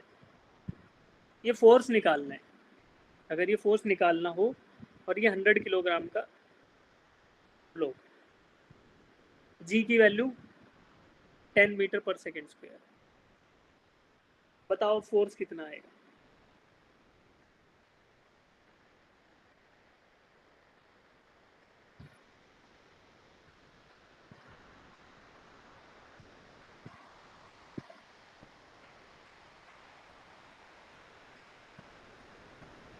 टेंशन इन द स्ट्रिंग है ना, हमेशा याद रखना, टेंशन इन द स्ट्रिंग कितना रहने वाला है बेटा, सेम रहेगा थ्रू आउट, है ना। एक ही रस्सी है भाई, आप जब रस्साकसी खेलते हो, आपने खेला है ना ऐसा गेम जिसमें एक साइड बहुत सारे बच्चे रस्सी खींचते हैं, दूसरे साइड बहुत सारे खींचते हैं, खेला है कभी बचपन में। यस तो मुझे बताओ कि जब एक ही रस्सी है तो उसमें टेंशन बदलेगा कि सेम रहेगा, सेम रहेगा। सेम रहेगा। अब ऐसे थोड़ी बोलोगे कि सर इसमें इधर टेंशन T1 है तो इधर T2 होगा, अबे सेम ही रस्सी है तो उतना ही खिंचाव रहेगा ना उसमें, तो यस सर। अभी वही कंसेप्ट लगाओ। अगर इधर फोर्स जो लग रहा है F लग रहा है, तो इस पे इस स्ट्रिंग के इस पार्ट पे टेंशन कितना होगा, F के बराबर ही रहेगा ना यार, टेंशन ऊपर T लग रहा है, इधर F लग रहा है, तो T F के बराबर ही है, यस ठीक है।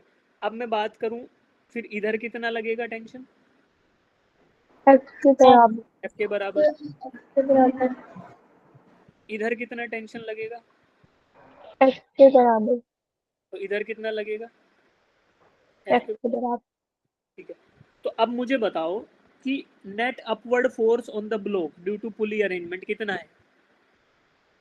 इस पुली, सुनो, ये जो बीच वाला पुली है, इस पे बताओ, एक साइड ऑफ द स्ट्रिंग पे F फोर्स है, दूसरे पे F है, तो इधर कितना लग रहा होगा, 2F, है ना, क्योंकि 2F लग रहा है। अब मुझे बताओ ब्लॉक पर टोटल फोर्स कितना लग रहा है F की वजह से, 3F 3F, और total mass of the block कितना है, 100 तो ग्रेविटेशनल फोर्स कितना लग रहा होगा इस ब्लॉक पे, 100 1000 न्यूटन। तो और ऊपर कितना फोर्स लग रहा है, इसको जो ऊपर उठा रहा है वो 3F तो F की वैल्यू क्या आ जाएगी फिर मेरी, 1000 डिवाइडेड बाय 3 3 तो मुझे 1000 डिवाइडेड बाय 3 न्यूटन का अगर मैं फोर्स लगाऊं, यानी 333.3 न्यूटन का फोर्स इधर लगाऊंगा, तो क्या इस ब्लॉक को उठा पाऊंगा? यस बिल्कुल। ठीक है, कर पाओगे ऐसे? Yes sir. थोड़ा बहुत टफ क्वेश्चन दे दूं एक बड़ा भयंकर सा, वो देखो, वही बस यही कंसेप्ट लगाओगे, हो जाएगा आपका। वेलोसिटी निकालनी हो, फोर्स निकालना हो, एक्सेलरेशन निकालना हो जाएगा। ठीक है, फोर्स का तो मैंने आपको बता दिया कि सेम टेंशन रहेगा, और वेलोसिटी और एक्सेलरेशन के लिए क्या रहेगा, एवरेज निकाल लो मूविंग पुली के लिए। ठीक है, Yes, sir. अदरवाइज अगर स्टेशनरी पुली है तो ठीक वैसे ही करना है जो ब्लॉक के अभी क्वेश्चन किए थे कि एक साइड 10G फोर्स, एक साइड 5C है, डिफरेंस करो, डिवाइड करो। ठीक है, कोई भयंकर सा सवाल सुनो, बहुत टफ। पुलीज ना ऊपर आइडल वो नहीं कर रहा मैं। ठीक है, एक पुली, दो पुली, और ठीक है, चलो ऐसे कर लेते हैं थोड़ा थोड़ा इनको। एक पुली ये हो गया, एक पुली ये हो गया, एक पुली हो गया, एक पुली हो गया। ठीक, सबको फिक्स कर दिया।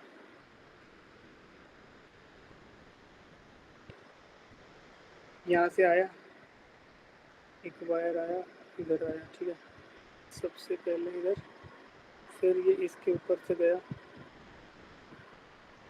ठीक है, जब ये पुली ऊपर कर देते हैं, मेरा डायग्राम ड्रॉ किए होते ना तो अच्छा रहता। अगर आप पहले बता देते ना आपको पुली में डाउट है, तो मैं फिर वो लेके आता क्वेश्चंस। अब एक इधर फंसा लेंगे पुली, एक इधर ले आएंगे, और इसको ऐसे ठीक, बीच वाले को मिटा देते हैं।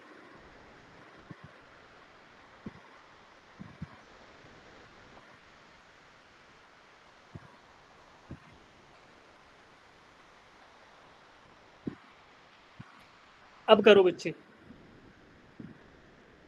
एफ की वैल्यू निकालो, और इधर इसका मास है 100 kg रख लेते हैं। करो।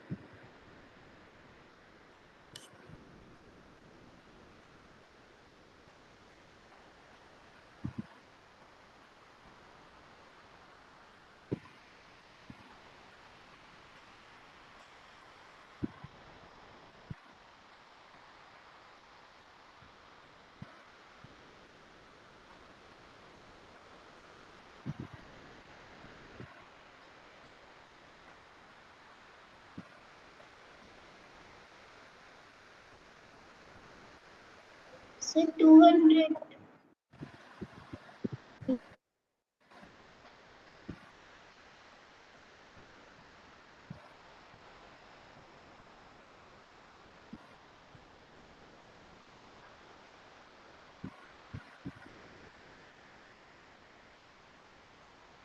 न्यूटन। ठीक है, तो डायग्राम में आपने टेंशन सेम रखना, कि जो भी फोर्सेज आते जाए उनको ड्रॉ करके कर सकते। ठीक है बच्चे, अब सुनो। Yes.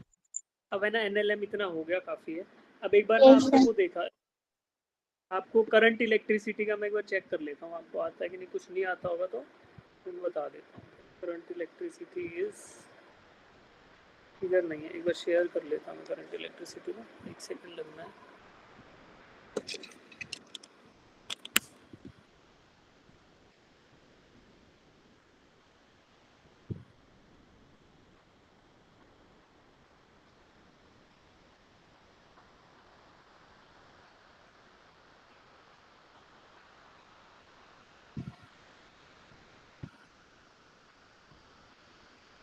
ठीक है, चलिए, करंट इलेक्ट्रिसिटी में आप बताओ, इलेक्ट्रिक करंट क्या होता है बेटा, बताओ फटाफट, बताते जाओ, हो जाएगा। Flow of charge per unit time. Charge per unit time, Q by T. ठीक है, तो अगर एवरेज चार्ज की बात करें तो कितना चार्ज, एवरेज करंट की बात करें कितना चार्ज गया कितने टाइम में, delta Q by delta T. Instantaneous की बात करें तो limit of delta T dq by dt. By D T. Charge as a function of time given हो तो करंट निकालना हो तो क्या करो, चार्ज को डिफरेंशिएट कर दो टाइम के साथ। ठीक है बच्चे, ओके जी। उसके बाद अगर करंट को निकालना हो, देखो करंट को हम लिख सकते हैं चार्ज अपॉन टाइम, तो चार्ज इनटू फ्रीक्वेंसी, 1/t क्या होता है, फ्रीक्वेंसी। तो इसी को अगर आप ओमेगा और के टर्म्स में लिखना चाहो या 2 पाई के टर्म्स में लिखना चाहो, तो we can write T as a velocity divided by 2 pi R. ये सर्कुलर मोशन में, अगर मान लो कोई चार्ज आपका किसी सर्कुलर ट्रैक पर मूव कर रहा हो, और वहाँ पे या तो आपको वेलोसिटी दे दी जाए ये वाली, तो उसके लिए तो अगर वेलोसिटी दे दी तो ये फॉर्मूला लगा दो, उसमें भी कुछ नहीं है भाई, देखो इसमें फॉर्मूला में कुछ भी नहीं है। अगर फ्रीक्वेंसी ऑफ सर्कुलेशन या फ्रीक्वेंसी ऑफ ऑसिलेशन दे दिया जाए तो कुछ नहीं है, क्यू बाई टी ही था। तो आपने टी की वैल्यू क्या होगी, वेलोसिटी डिवाइडेड बाय टी कितना होता है, distance covered by distance divided by distance divided by velocity is time. Distance क्या है 2 पाई आर, सर्कुलर पाथ का circumference 2 pi R divided by velocity. तो आपको टाइम मिल गया है ना, टी की वैल्यू आ गई।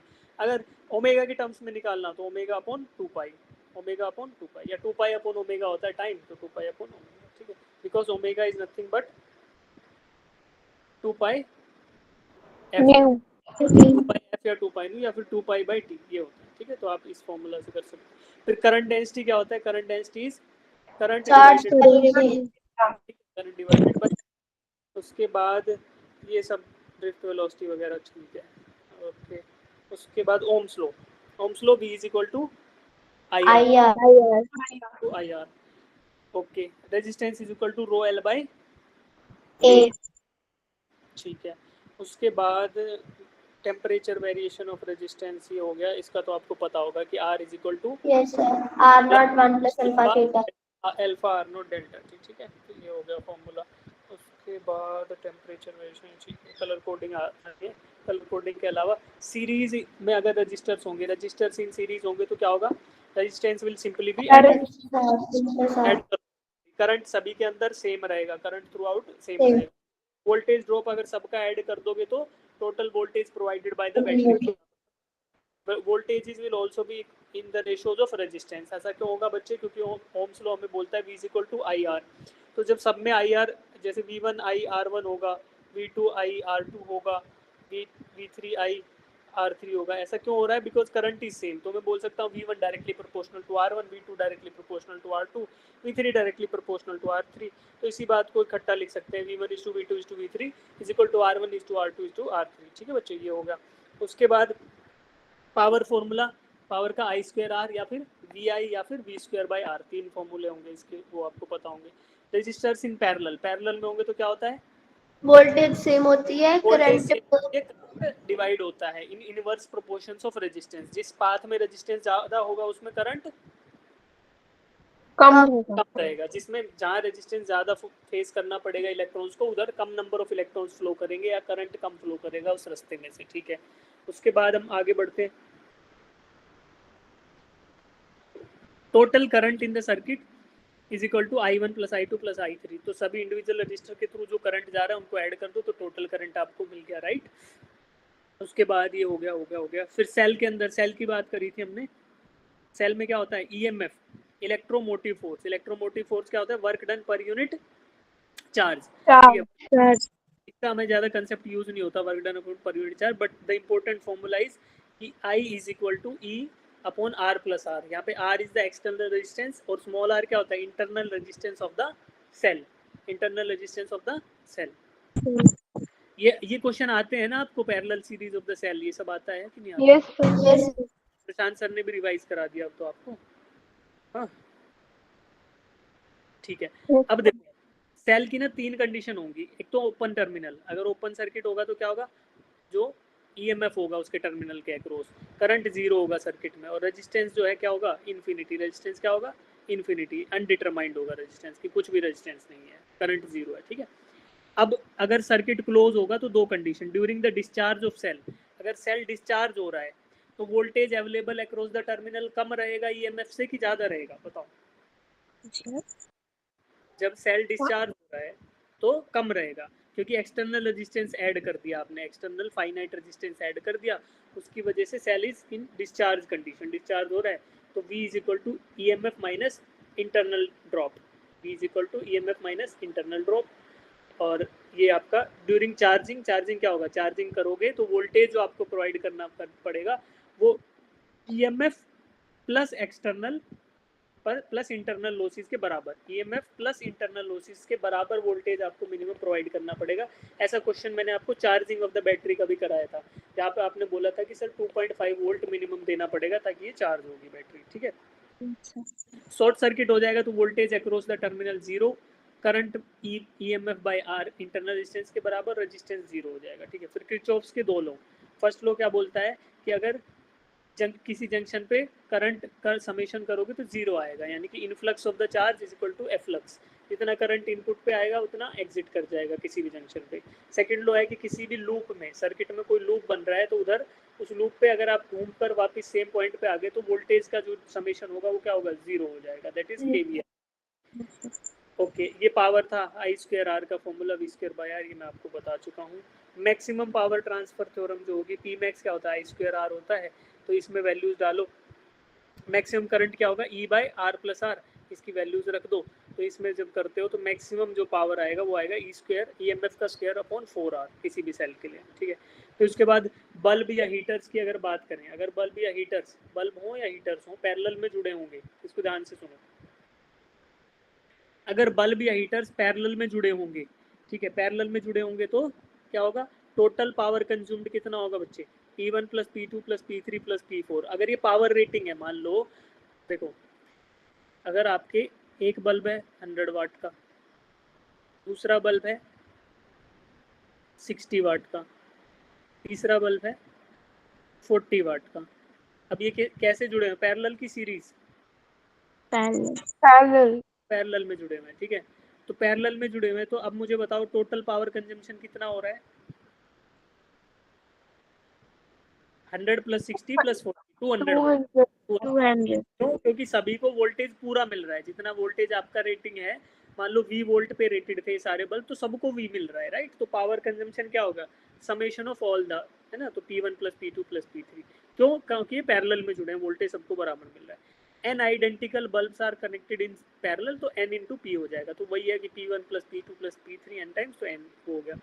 अच्छा, power consumed is directly proportional to brightness of the bulb, bulb का ब्राइट, ये क्वेश्चन कराएं कि नहीं कराएं प्रशांत सर ने, बताओ आपको,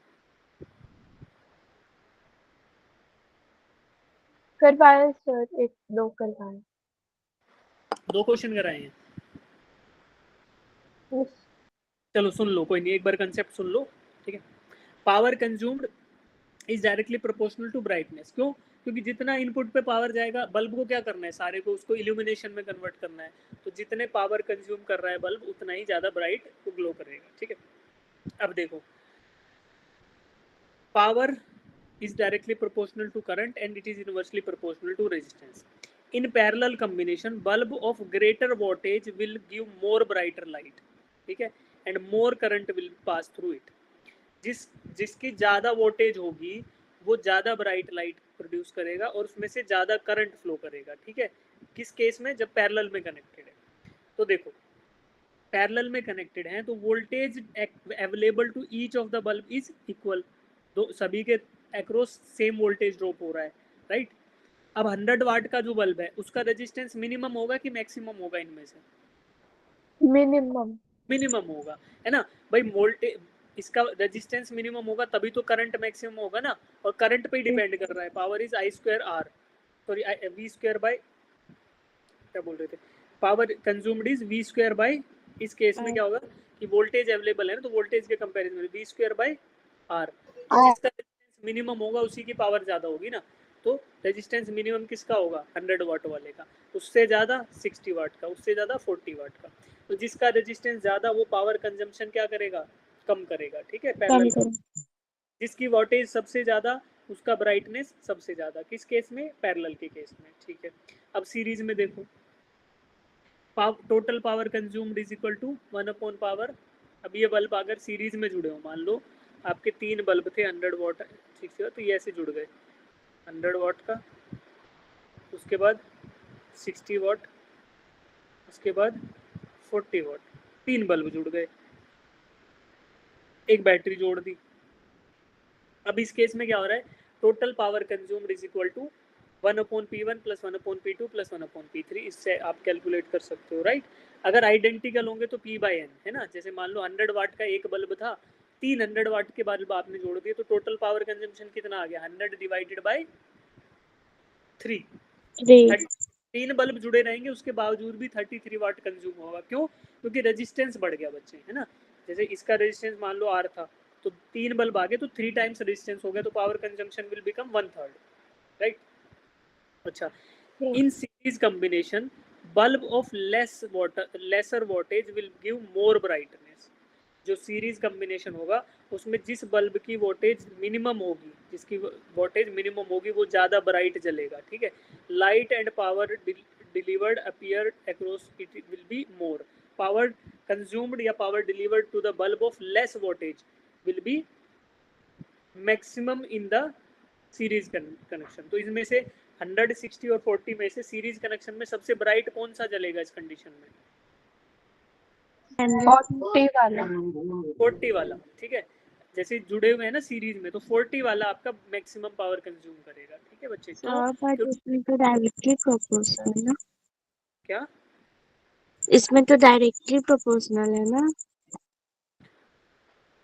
पावर इज इनवर्सली प्रोपोर्शनल ना बच्चे, पावर कंज्यूम्ड इज, देखो series bulb of lesser voltage will give more bright light. More bright light क्यों देगा? क्योंकि इनमें से करंट सेम फ्लो कर रहा है बेटा, सब में से करंट सेम फ्लो कर रहा है। Yes sir. तो अगर करंट सेम फ्लो कर रहा है तो आप आई स्क्वायर आर से कंपेयर करके देखो, आई स्क्वायर आर से कंपेयर करके देखो, ठीक है। तो 40 वाट जो मिनिमम वोल्टेज का है वो मैक्सिमम ब्राइटनेस देगा, क्योंकि उसको उसके अलाउेबल पावर का मैक्सिमम प्रोपोर्शन मिल रहा है, ठीक है। तो यहाँ से आप, और उसके अलावा इसे रिवाइज कर लो, ये मैं भेज दूंगा अगर आपको यहाँ से पढ़ना है तो। Yes sir. सीरीज और Okay. पैरेलल ऑफ रजिस्टर्स, ये भी अच्छे से करो। और एक दो टॉपिक ना मैंने बच्चों को ग्रुप में भेजे थे 3-4 दिन पहले, वो भी मैं आपको एक बार बता देता हूँ, किसी बच्चे को अगर फिजिक्स पढ़ना है तो। और एक चीज़ और बताऊँ कि भाई पेपर में अगर केमिस्ट्री टफ लगे, बायो टफ लगे तो फिजिक्स पहले अटेम्प्ट कर लेना, ठीक है। अगर बायो और केमिस्ट्री टफ लगे तो फिजिक्स पहले अटेम्प्ट कर लेना, राइट। तो आपका परफॉर्मेंस आपको अच्छा लगेगा, मैक्सिमम मार्क्स आप ला पाओगे। कुछ टॉपिक मैंने ना ग्रुप में भेजे थे, एक बार मैं बता देता हूँ आपको, ऐसे वर्बली बता देता हूँ तो आप लोगों को वैसे आइडिया होगा, ठीक है। Charge and Coulomb's law electrostatics में, electric field, electric potential and relation between E and B, electric dipole और गोज लॉ, ठीक है। ये इंपॉर्टेंट टॉपिक मैंने भेजे हुए थे आपको, और उसके अलावा मैंने आपको रिवीजन करा दिया है, राइट। तो दीज आर द टॉपिक्स जो आप कर सकते हो करंट इलेक्ट्रिसिटी से, राइट। और इलेक्ट्रोस्टैट से जो मैंने भेजे थे, सॉरी इलेक्ट्रोस्टैट से बता दी, करंट इलेक्ट्रिसिटी से electrical resistances, Kirchhoff's law, Wheatstone bridge और मेजरिंग डिवाइसेस। ये मैसेज ना मैं आपको फॉरवर्ड कर देता हूँ, मैंने एक ग्रुप में भेजा था, कुछ बच्चों के पास होगा ये, कुछ के पास नहीं भी होगा, तो ये मैं आपके मेन ग्रुप में भेज देता हूँ, राइट। तो आप यहाँ से आप इसको देख के थोड़ा बहुत रिवीजन आप कर सकते हो कल की क्लास से पहले। होपफुली जितना आपको पढ़ा है हमने सब पढ़ा है, तो मोस्टली हो सकता है आपके अच्छे नंबर आ जाए, आप बढ़िया पढ़ो तो। और बाकी अब कल एग्ज़ाम देना सबको है, ऐसा मत करना कि एग्ज़ाम ही नहीं दिया आपने, ठीक है, तो वो फिर दिक्कत का काम रहेगा, तो फिर सारी मेहनत बेकार है। नहीं तो जो अब तक तैयारी करी, 2-3 क्लास एक्स्ट्रा हमने यूज़ करी, otherwise now we are good to go for the exam. काफ़ी चीज़ें हमने पढ़ ली, काफ़ी रिवाइज कर लिया, बाकी और धीरे धीरे करते रहेंगे, ठीक है बच्चों। अगर फिर भी कुछ डाउट है, कुछ परेशानी है एग्ज़ाम से पहले, तो आप डाउट ग्रुप में पूछ सकते हो।